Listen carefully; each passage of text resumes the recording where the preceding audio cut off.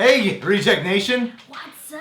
It's Greg Elba here with the lovely cat Alvarado. She's a comedian, human, with feminine body parts. Not relevant, but Not yeah, relevant. I do have those. But she is that. Saw her Flappers ages ago. Hilarious woman. I am funny. I think she's still funny. I think. You can follow the cat Alvarado on Twitter and Instagram. Cat Alvarado Comedy on Facebook. Yep. No bikini pics on Instagram. Sorry. There is one of me in a bathtub of hot Cheetos, though. Yes. And if you like it enough, or message me on Instagram, I'll make sure to take more pictures in weird foods. I mean, you said you lost 10 pounds recently. I think we all deserve a bikini photo. Well, if enough of you follow me, I'll take a photo. So there you go. That's how you promote. That's right. And today's picture of the day shout is going to be for James Steegans at the end of this video. Stay tuned for that. Hey, there's a channel out here called Mr. Nightmare that's got sent over by quite a good amount of people. 3 true house-sitting horror stories. Ooh. I love horror stories. Who doesn't?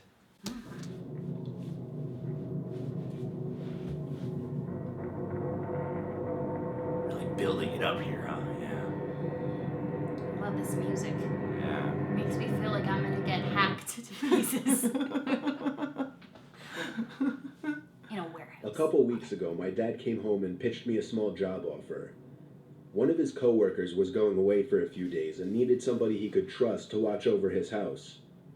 Okay. The reason my dad pitched this to me was because the man's house has a big CCTV system, basically a camera in every room, and then an operating desk where all screens could be watched on a big monitor. Right. And I'm a computer science major, so my dad just always assumes that I know how to work anything technological. The man told my dad that he'd pay me $200 for the 2 days just to watch the house. Whatever that meant. My dad drove me to the house and introduced me to the man, whose name doesn't matter. Okay. The man made it seem like he preferred I stay in the upstairs room with the monitors as opposed to roaming the house all day. That was fine with me, though. So when I wasn't eating, I was mostly just sitting in that room with the TV on in the background, and doing schoolwork on my laptop. Ironically, the thing I was doing the least was keeping an eye on the monitors. Night came. I started wondering where in the house I should sleep, since surprisingly, we hadn't discussed that. So I sat back down at the desk and looked at all of the different rooms on the screens to see which rooms had beds or couches. I noticed something I wasn't expecting to notice, though. The back screen door was open downstairs. I didn't remember it being open. I looked through each and every camera screen in a panic. In the living room, a closet door was open. This one I knew wasn't open earlier. I texted my dad to call the man and ask him if he came back home. Meanwhile, I continued watching the screen. On the grainy, dark image, a tall person who resembled only a black shadow on the screen stepped out from the closet.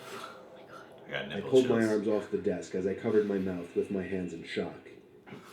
As I did this, however, my left elbow pulled some heavy object from the desk onto the floor, creating a big thud. The person in the image very clearly moved their head up to the ceiling as a response to the noise. They went for the stairs, walking up very, very slowly, step by step. Meanwhile, I got a text back from my dad saying, "No, he's not. I just spoke to him half an hour ago. Why?" I got so caught up in my phone texting my dad to send help that I didn't even pay attention to the monitor. There was a knock at the door. I looked at it and then the screens. The first screen I laid my eyes on was the one showing the person outside the door to the room I was in. When I remembered that door had no lock, the only thing I could think to do was jump out the window into the bushes below. I ran halfway down the block and then stopped when my dad called me. I had him call his friend and ask him if he was expecting somebody in the house. The man said he had no relatives or friends who had his key or would ever let themselves into his home. So he called the cops and had them review the footage. I got to watch all of it, and it showed everything. From the moment the intruder broke the glass to the backyard door, to the moment I jumped out the window and him running away shortly after. The intruder was never found. The footage was just too dark to identify his face. Ugh. That's terrifying. I have goosebumpies. And that's not even a ghost story. That's something real and could happen. That's the freaky One day I Yeah. agreed to house sit for a friend just for the night. Okay, another one. He and his family were going on a short vacation and needed somebody to watch their pets and house. I agreed to do it for a small amount of money. I'd been to his house many times before, so I was familiar with the layout. Nothing eventful happened at all the entire day. I just fed the 2 cats, the fish, and the birds. I went to sleep on the couch in Lot the of sunroom animals. because it was my You fed favorite them room in to the the house. cats. It was a tiny room surrounded by windows with a big TV mounted on the wall. I fell asleep with the TV on, but I woke up not long after. I turned it off, and now the room was dark.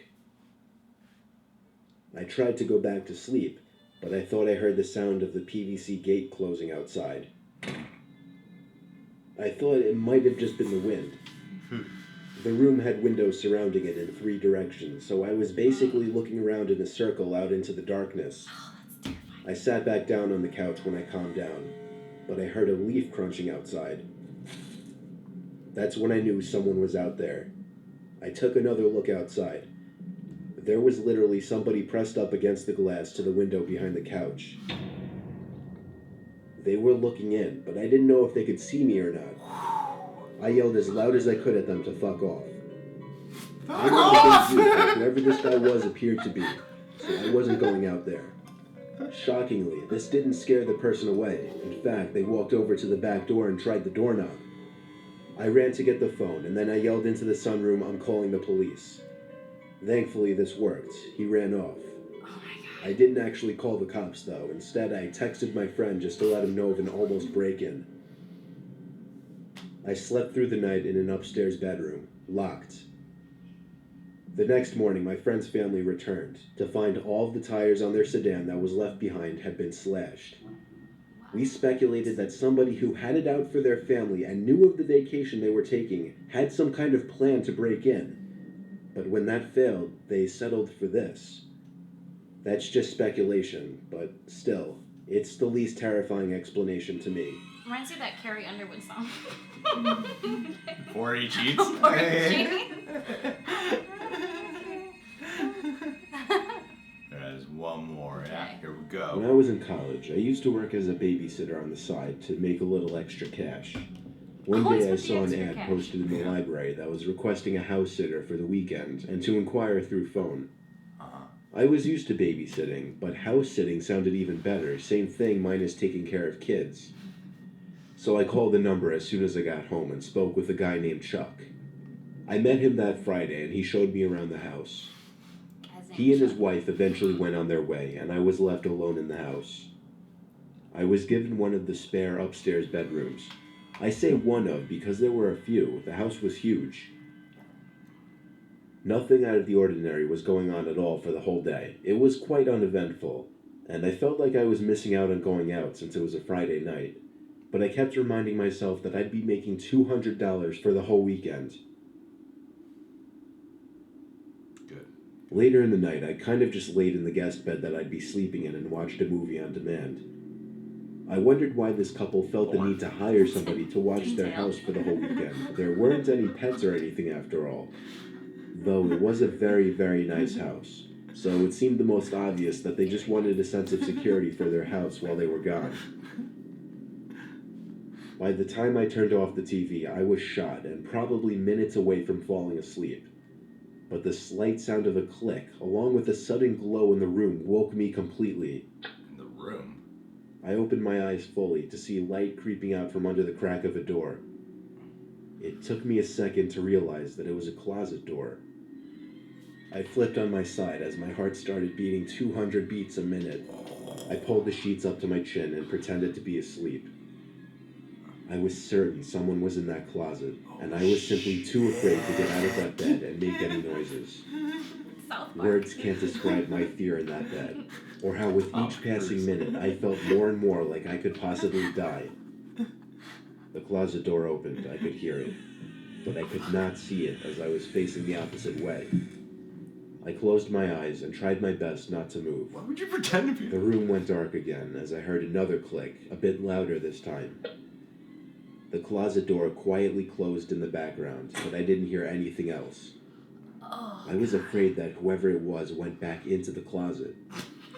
I didn't know what to do because they had to have seen me, and I didn't want to run for it in fear of being chased. The room was dead silent as I was thinking over my next course of action. Eventually, I decided to just peek over to the other side and make sure the coast was clear. I flipped on my other side. Someone was standing right next to the bed with their hand reaching towards me. No! My reaction, I pulled my arms up towards me, balled up, and backed up onto the wall in shock. The person stood there showing no signs of leaving. I hopped over the metal bar at the end of the bed, ran for the door, down the stairs, and then out the front door. I ran all the way home, let myself in, called Chuck, and explained.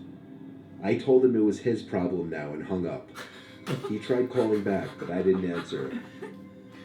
Maybe there was some story to be told, like they knew this person, or they frequently dealt with break-ins and that's why they needed me. I didn't care though. I didn't even care about the money. I just didn't want to speak to that Chuck guy ever again. That house ever again. Chuck's fault. What the fuck you put me up to, Chuck? Well, what's this shit, Chuck? You never warned me about break-ins, Chuck. He's like, that's why you don't watch on-demand information in my house. You can't watch on demand. You couldn't charge my TV bill. That's what you get. Man, I mean, the first two stories were like build up to not much happened. You know, like nothing really happened. Yeah. Okay. Almost pretty. Yeah. Almost. First one's like I don't even really remember the first one, but the second story was like, you know I love the tidbit of I told the guy to fuck off. Like that's the first thing you tell someone. Hey, fuck off, man. Yeah. I would stay perfectly silent. Yeah, right. Like pretend I'm not there. New shouts, fuck off. That's over. Oh, because that's gonna stop them. Like, I was gonna break in the house, but then they were like, fuck off. And I was like, okay. Alright, I guess I'm not welcome in here anymore. Fine. Alright then. But that third story, though. Oh, man, those little details. It's just like, that is a good question, though, of if you think someone's in the closet, how do you react exactly? Do you just like, hello, or is someone there? Do you pretend to be asleep and hopes they just leave? Or like, how would you react to this? I would pretend to be asleep. So when I was 7, I watched something on the Sci-Fi Channel about alien abductions. And so my big fear was alien abductions. Okay. And I always felt like there was someone outside my window watching me, and I would just stay still. Like, just don't move and the alien won't get you. Yeah. I spent a year like that. Second grade was a nightmare. It was terrifying. Point being, if the guy was in the closet and he came out of the closet, I'm pretty sure I'd be like, I'd just stay still. Or maybe I'd turn the light on. It didn't even seem like I was trying to really sneak up on her, though. I mean, if he turns the light, like, why would he turn the closet light on?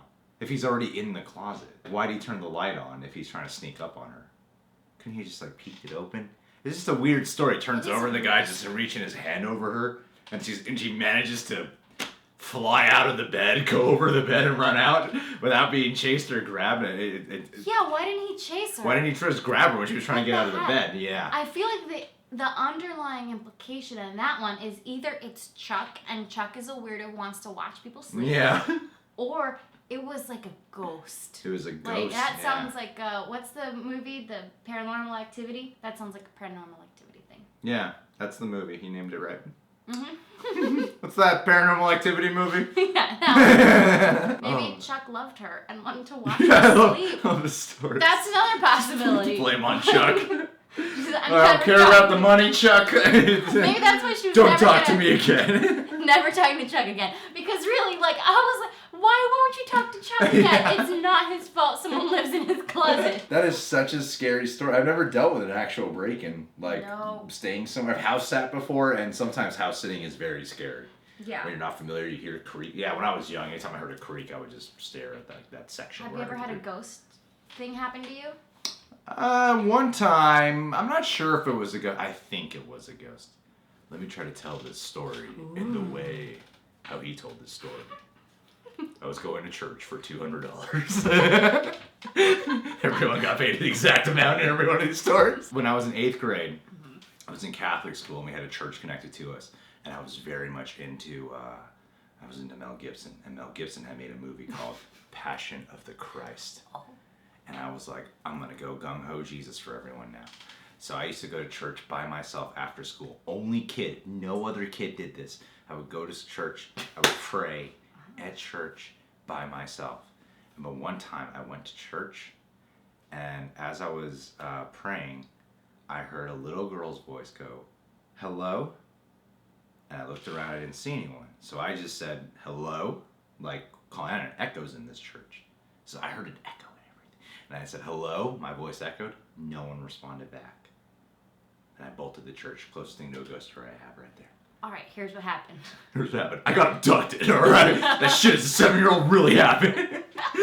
No, okay, so you're praying with your eyes closed. There's like a little girl, and she's like wandering around the church campus, and she's trying to find someone, and she peers into the church room, the sanctuary, whatever you would call it. Don't do that.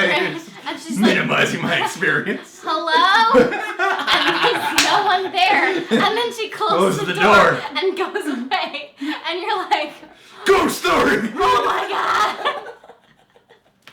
I hope I That got actually sounds like a much more realistic scenario. All these years I thought, was it a ghost? like not to minimize it, but like I'm on the hunt for real ghost stories. Okay. Personally. Yeah, that's so I was really hoping, and that Then I saw a death appear. Do you have a ghost story? no. Or a breaking in story? Do No? I? Not really. Oh, okay, I have one. So, I lived in this house. I was renting a room. This was up in Carpinteria, which is like near Santa Barbara. I would hear these, like right around midnight, I would hear these like shuffle, like sounds in my room. Like a bag would move, something like that. For a year, every month or so, I would hear this little sound. And I was like, man, I think my place is haunted. And I was dating a guy, and he slept over, and he was like, yeah, I do feel a presence in this room. And I was like, oh, snap. And he was like very spiritual. He broke up with me to join a monastery. That's another story. A couple months later, after that, I'm in the kitchen, and I see a rat run across the floor. And I was like, oh, snap. I was like, I wonder if that's it. And then I go to bed, and the next day, I'm like in my room on my computer, and I turn around, and I see this little thing like scampering across, making noise, walking across bags under my bed, like scampering around. I'm like, this fucker was the presence. My ex-boyfriend sensed a presence. It was a rat. It wasn't a mouse. Turns out. He already joined the monastery by then. Yeah. I hope that was like that presence was like convinced of like, this is why I'm gonna be more spiritual now. I felt a presence. It was a creature. It was an animal. It wasn't a ghost. I'm on the hunt though. I hope I can find a real ghost story. So none of our stories live up to anything. They all have good setups. Totally fail in the end. Kind of like my love life. Aww.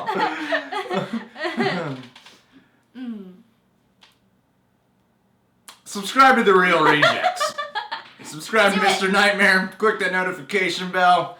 Cat Alvarado is the Cat Alvarado on Twitter and Instagram. And she is Cat Alvarado Comedy on Facebook. Go check her out there. Yeah. And picture of the day shout out, James Steegans today. James Steegans is a longtime follower of this channel.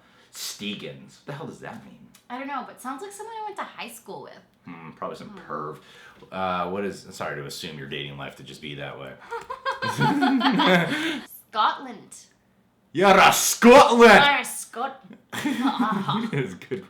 We both had really good attempts there. Really good at accents. Really good at accents there with our Scottish. Improv school accents. What does James mean? That sounds James. A lot easier to work off.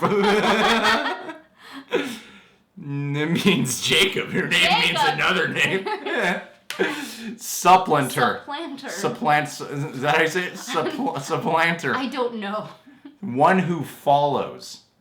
Oh, I'm sad you're condemned to that. You're meant to be a follower your whole life and now. You are a follower. You follow him. It works. You know what? It's not always a bad thing. It's not always a bad thing. I heard once every great leader was once a great follower. That's true. And I also heard that's bullshit. But you know what?